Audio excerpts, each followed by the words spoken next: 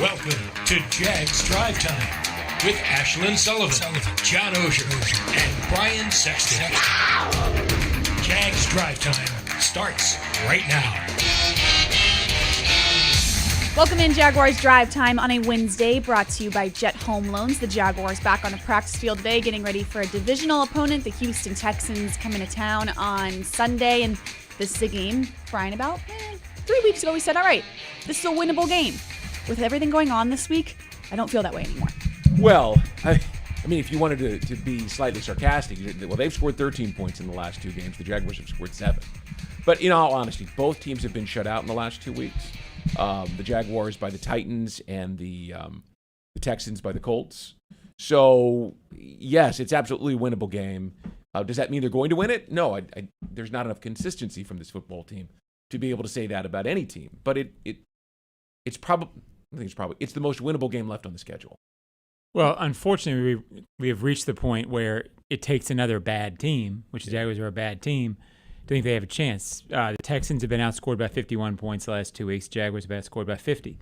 So, they're relatively equal. I'm not going to sit there and shade that like that's a good thing.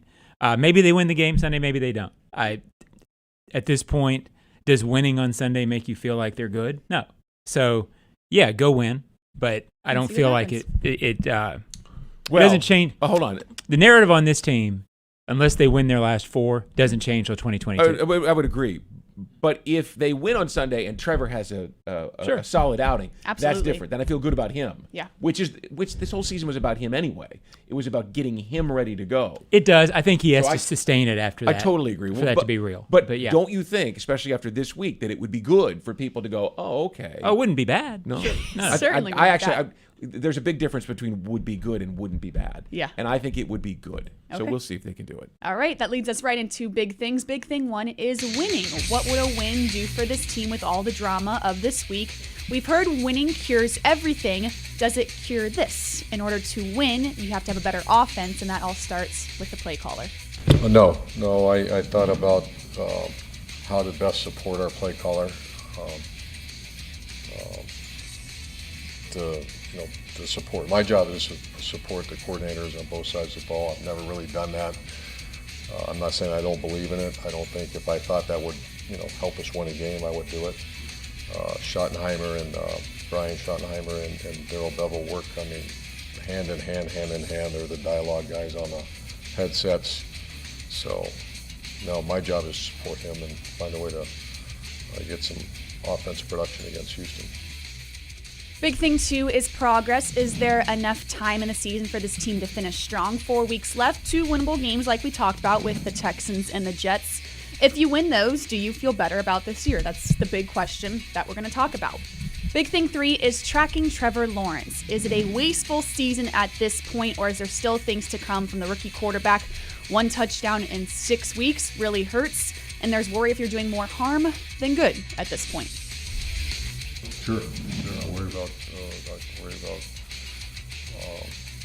James' mentality. I worry about Marvin Jones' mentality because that's reality. What you just said is reality. Reality of an athlete and reality of a coach. When you work so freaking hard at something and it's not executed. So that's an absolute. That's what happens. And I have experienced that.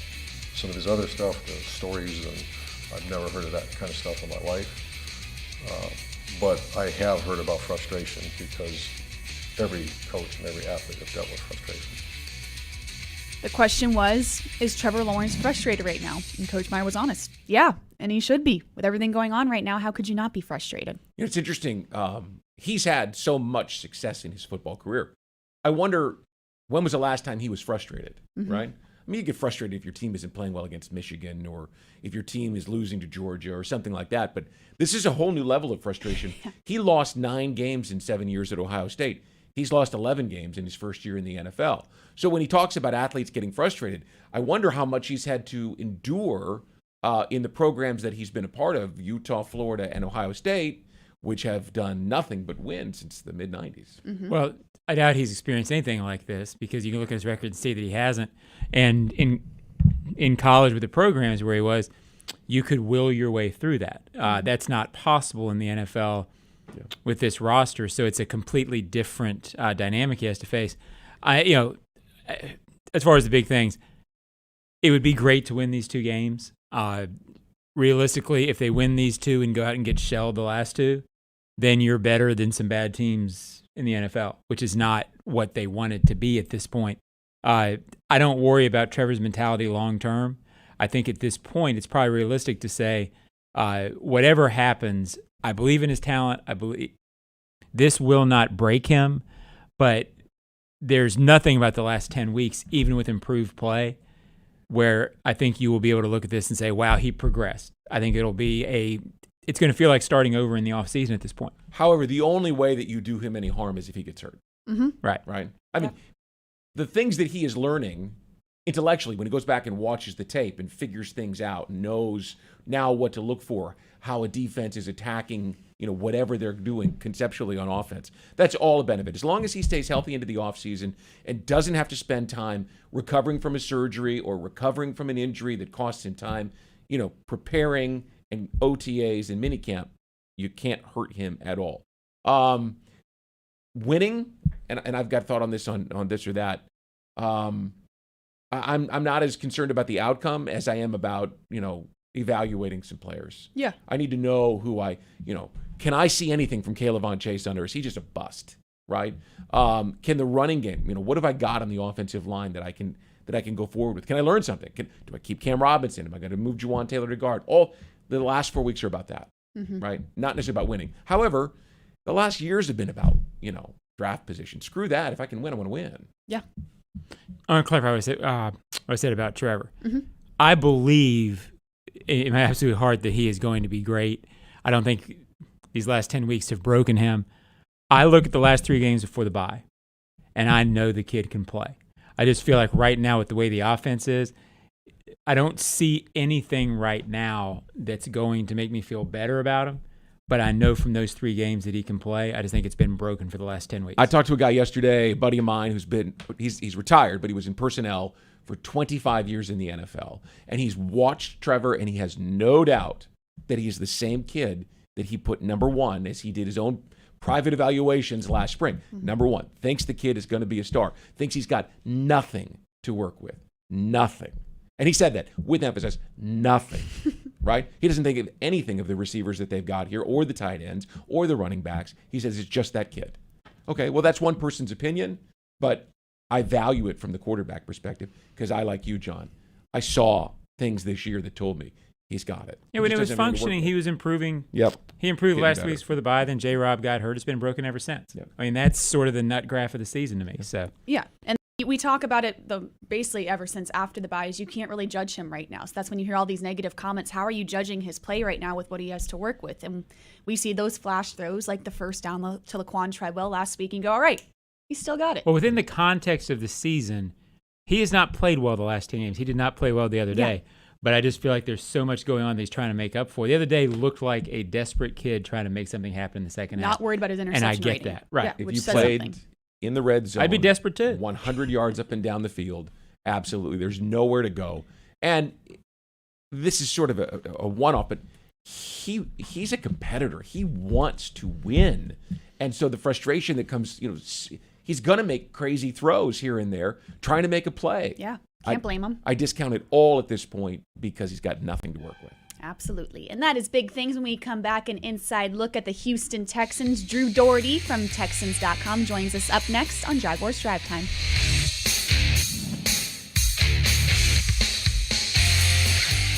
Jags Drive Time is brought to you by TIAA Bank.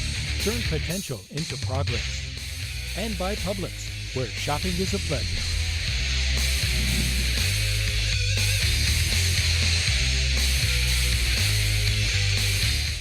Your family isn't like anyone else's. Your home shouldn't be either.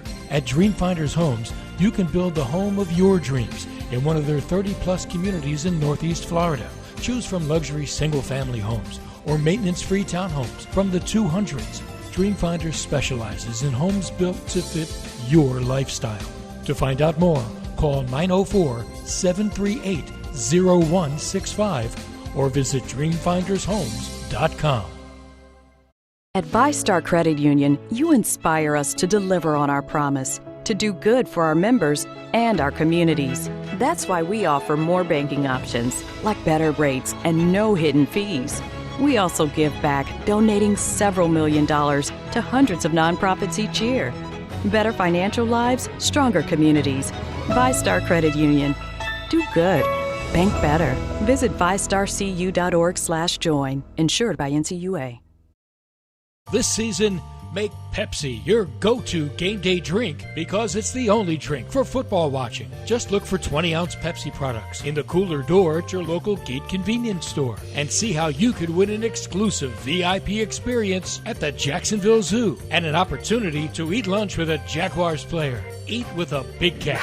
Courtesy of Pepsi and Gate. No purchase necessary. Visit jaguars.com/zoo for official rules and details. Ends 12/31/21.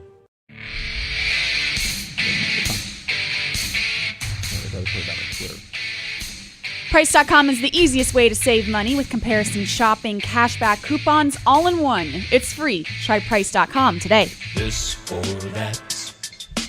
This or that. We're back, Jaguars Drive Time. It's time for some this or that on a Wednesday, comparing and contrasting. Brian, what do you got for us? I'll go with, would you rather win the next 4 games or have the number 2 overall draft pick? Oh, we're there. It's about that time. Well, no, I mean, sadly, it's been that time for a couple of weeks. But I have always been a guy that says when you're out of it, don't worry about a win or 2 here in December, right? Put yourself in a position to grab a player.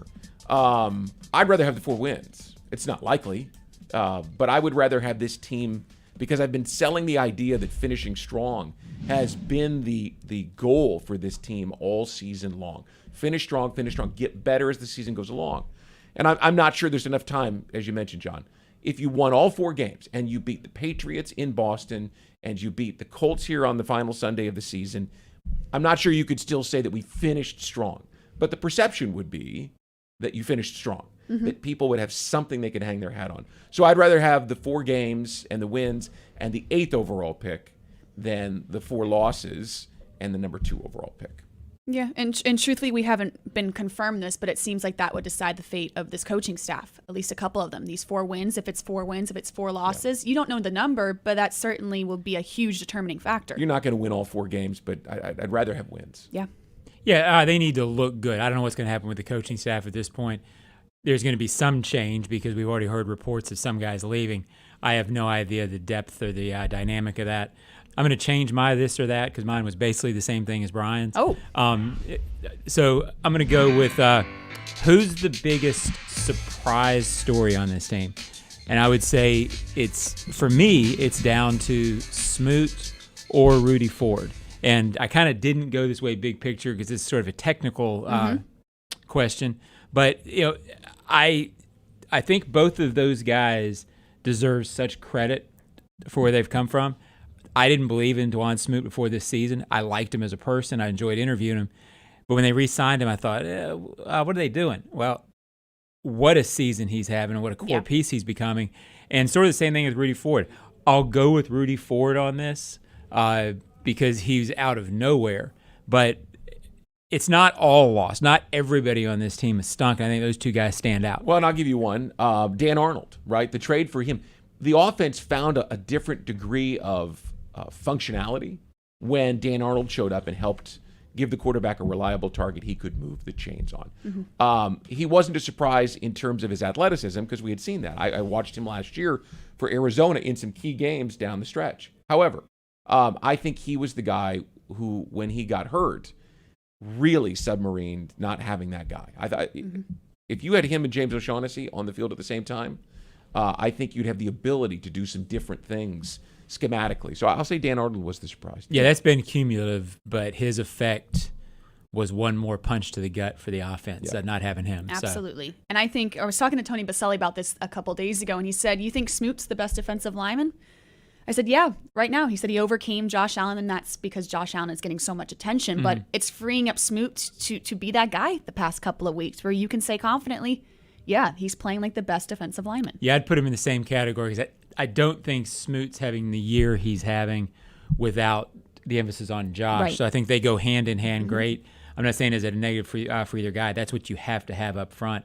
And I think those two guys on defense, to me, along with two linebackers, Damian Wilson and Miles Jack. Yeah. There's some guys playing well on defense. You don't play as well as they did on Sunday without that being true. Roy Robertson Harris, we all mentioned him at the end of the game that he was the best player on the field for the Jaguars on Sunday. He's a nice piece that you can work with too. Big Not Roy Roberts all guy. is lost. There are pieces you can build around, including Walker Little and Andre Sisco. Which of these two guys do you want to see more of these final 4 games? I have to go with Walker Little on this because I think there's still some this or that about if you're going to pay Cam Robinson. And if you are going to pay Cam Robinson, or if you're going to let Cam Robinson go, you need to have confidence in the way Walker Little can play on game days. So I'm going to pay attention to that, but Andre Sisco's another guy. Do you want to see more from him? I want to see more Sisco. This team has 6 takeaways. 6. In the last 5 games, they have 1, right? And 11 turnovers. Sisco's a guy who had 13 takeaways in his time at Syracuse. They brought him in, and they touted the fact that this was a guy who had a nose for the ball. So from my perspective, I'd like to see that the final 4 games. They need 3 takeaways in the final 4 games to avoid the dubious record of fewest takeaways by a team in a single season in NFL history. Give me Sisco, and let's see if he can take it away. I know you might not favor that, John, because of your guy Dewey, but I want to see more of Sisco. I think we need to see more of both of them over the last 4 games. I haven't had a problem with it so far because it's in the course of a season. With a month left, you put those guys in, you can get a feel for what they are. So I think both of them are about the same. I'll go with Little in this sense because it's going to be fascinating to me, and you've alluded to this, Brian. If you want to see Walker Little, putting him in, then what does he mean? There's multiple directions you can go. Do you put him in at a right tackle? Do you put him in at left and move Cam to right? I don't think that would be the move because you don't want to not protect Trevor. But then what does it all mean? Is putting him in there mean you're moving a guy off the team? Does putting him in there mean you're moving a guy over? Meaning Juwan Taylor. I think Juwan Taylor. So there's a lot of dynamics there. The other side of this is there's plenty of guys like Sisco and Little who don't play very much at all as rookies because they're playing for contending teams who come in their second year. If you can play, you can play. Yeah. This is more really an appeasing of fans than it is anything else because these guys can come in and play. It'd be great to get experience, but if they're good players, they'll be fine next year without playing. But I get that fans want to see him. I get the little thing because I'd like to see him at right tackle. Juwan Taylor looks like he can be a road grader. I think he's a good player. I just don't think he's a tackle. Mm-hmm. So I'd like to see Little over there and move Juwan inside and move Barch over to the left side because Norwell's not coming back next year, right? If you're going to change things, and they're not because they got to protect the quarterback. But in an ideal world, I'd love to see that. Yeah. And that helps you with the decision of Cam Robinson. If Walker Little has to be right tackle, decision made about Cam then. Potentially. Or if you're picking in the top 5 and the big kid from Alabama, Evan Neal, is there, right? Very true. There are choices for them to be able to make. But if you keep Cam, then maybe you can take one of the pass rushers if he's there. You see what I mean? It opens up a world of things. Yeah, and everything we say here, they might vehemently disagree with in the offensive meeting room, thinking, are you crazy? Juwan Taylor doesn't have the feet to play guard. Whatever. This is what we do on this show. Yes, it is. When we come back on Jaguars Drive Time, Drew Doughtery from Houston Texans TV joins us on the Jaguars Digital Network.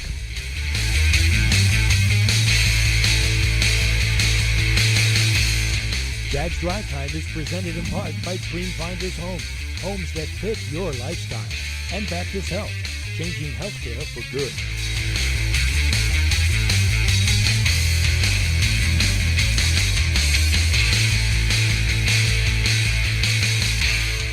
Your family isn't like anyone else's. Your home shouldn't be either. At Dreamfinders Homes, you can build the home of your dreams in one of their 30-plus communities in Northeast Florida. Choose from luxury single-family homes or maintenance-free townhomes from the 200s. Dreamfinders specializes in homes built to fit your lifestyle. To find out more, call 904-738-0165 or visit dreamfindershomes.com. Healthcare coverage for less? Yes. Now, because of the new healthcare stimulus, you can get better benefits, more coverage, and pay less with a Florida Blue plan. Claim your savings today. Visit floridablue.com/getcovered now. Policies have limitations and exclusions. If you already had health insurance in 2021, speak with an agent to find out how changing plans could impact your deductibles and out-of-pocket maximums. Florida Blue and Health Options Incorporated, DBA Florida Blue HMO, are independent licensees of the Blue Cross and Blue Shield Association. At VyStar Credit Union, you inspire us to deliver on our promise, to do good for our members and our communities. That's why we offer more banking options, like better rates and no hidden fees. We also give back, donating several $1 million to hundreds of nonprofits each year. Better financial lives, stronger communities. VyStar Credit Union. Do good. Bank better. Visit vystarcu.org/join. Insured by NCUA. Over 30 communities to choose from with the best selection of move-in ready homes, quality, value, personalization. That's the Dreamfinders Homes difference. Visit dreamfindershomes.com. We're back, Jaguars Drive Time. It is Wednesday morning. We're looking ahead to Sunday's game against the Houston Texans. And Drew Doughtery from HoustonTexans.com and Texans TV joins us now. Drew, good morning. It's been. We're doing okay. We're hanging in there. 4 weeks left to go, but I know you are dealing with a similar situation there in Houston. So tell us what's going on with the quarterback situation. I understand we're going to see a rookie quarterback this week. Yeah, Davis Mills he's starting the rest of the way. Head coach David Culley made that announcement about a week ago this time. Both these guys have struggled. But Davis Mills is a rookie. They used their highest pick in last year's draft on him. He was a third rounder. He's done some nice things, but this offense, it just does not do anything after the second, after the intermission. So in each of the last 4 losses, they've not scored after the half, and they've got to fix that. They've got to figure out one of many things they got to figure out, but scored after the half. They've been ineffective running the football, and they turn the ball over too much. Now they get a lot of takeaways, but they've just turned the ball over too much and too many penalties, and they're just doing stuff that bad football teams do. Hey, Drew, good to see you this morning. I'll tell you, it doesn't bear much talking because this team turns the ball over too much. They don't score enough. They're not a very good football team. So give me a sense. Give our viewers a sense. Do you think that the Texans are going to be able to get that haul for Deshaun Watson? As crazy as it sounds to be trading such a great football player, is the sense in that building, or do the sense you get that they're going to come away with a massive haul for him, or is that going to be a question mark because of the outside legal issues all the way to the deadline? I think back when Nick Caserio spoke with the media right after the trade deadline, he acknowledged, the Texans are looking to move on. And there's not really much that I can say about it just because of that legal situation and because he's still a member of this 53-man roster. I mean, the Texans are essentially playing with a 52-man roster this season because every game day he is inactive. Now, he's in the building and he works out, but you don't see him at practice and he's not around on game day. So it's just such an odd situation. But, the Texans are going to deal him, and we just don't know when because the legal issues are something that take precedence over anything else that happens here. So, they expect to deal him, and we will see where that goes. But there's just so many. As somebody that works for the team, there's so many things that are going on that I don't know. I just can't give you a great answer, and I apologize for that. But that's just that's where we are right now, and it's frustrating for everybody involved. Drew, I know it's a tough question with both teams 2-11, but when the Texans have played well, what have they been? Yeah. What have they been able to do in those moments where they have competed? They have to be, the only times they've won this year, they were +3 in turnover differential. Now that's asking a hell of a lot of a team. So they won in week 1 against the Jaguars. They got 3 takeaways. They didn't turn the ball over. They won against the Titans in Tennessee by getting 5 takeaways and not turning the ball over. Now, is that sustainable? Clearly it's not because they've lost 11 times. But they're 2-2 when they win the turnover battle, which is not good. I mean, usually when you win the turnover battle, you've got 75%, 80% chance of winning games. And if they're even or below water No chance. They're 0-9 when it comes to that. So they've got to figure out a way to get a lot of takeaways, not turn the ball over, and then they can win. What they did well against Jacksonville, they didn't run the ball effectively, but they were able to get that lead, and they were able to run it a lot. They only got about 3.5 yards a carry in that week 1 victory, but they were able to run it about 38, 40 times. So if you're doing that, you're sitting on a lead and you're doing okay. But that's the big thing that stood out to me this year. The only 2 times they've won, they were +3, and that's asking a heck of a lot of your team. The offense has turned the ball over a whole lot this year, but the defense has still gotten those takeaways. Lovie Smith's crew is like 9th in the NFL in takeaways this year. After last year, they only had 9 takeaways total. And you guys are kind of in that boat right now. You got 6 in 2021. It's tough to do anything. It's tough to, ask a lot of your defense when they're not getting off the field and they're not, getting the ball back. So while last year they didn't get takeaways, the offense didn't turn it over last year. They were really, really clean, actually, but it's kind of flipped this year, and they're turning the ball over too much. They're +1 on the year, but they've had, they had a spurt there against Tennessee, and the week before that they played Miami. They had 10 takeaways total. Now against Miami, they turned it over 4 times. So, that's one of those that you had 5 takeaways in a game and you still lost. Like that's what we're dealing with. That's what's happened this year.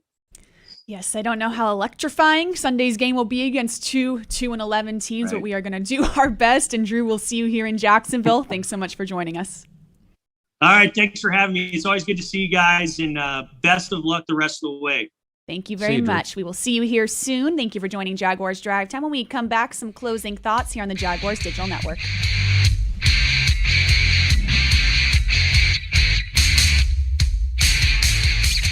Your family isn't like anyone else's. Your home shouldn't be either. At Dreamfinders Homes, you can build the home of your dreams in one of their 30-plus communities in Northeast Florida. Choose from luxury single-family homes or maintenance-free townhomes from the 200s. Dreamfinders specializes in homes built to fit your lifestyle. To find out more, call 904-738-0165 or visit dreamfindershomes.com.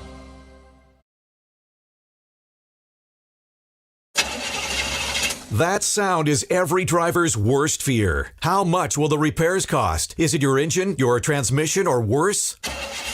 A car breakdown could cost you thousands to repair, but not if you have CarShield. CarShield administrators pay your claims directly to the mechanic or dealer of your choice, saving you time and money. Call CarShield today before your next breakdown. Call 800-471-1223, 800-471-1223.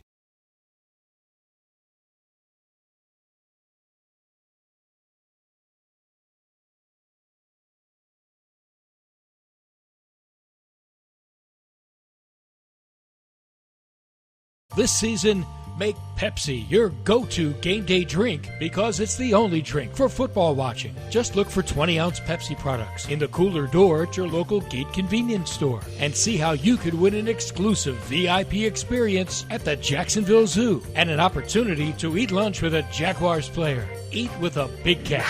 Courtesy of Pepsi and Gate. No purchase necessary. Visit jaguars.com/zoo for official rules and details. Ends 12/31/21.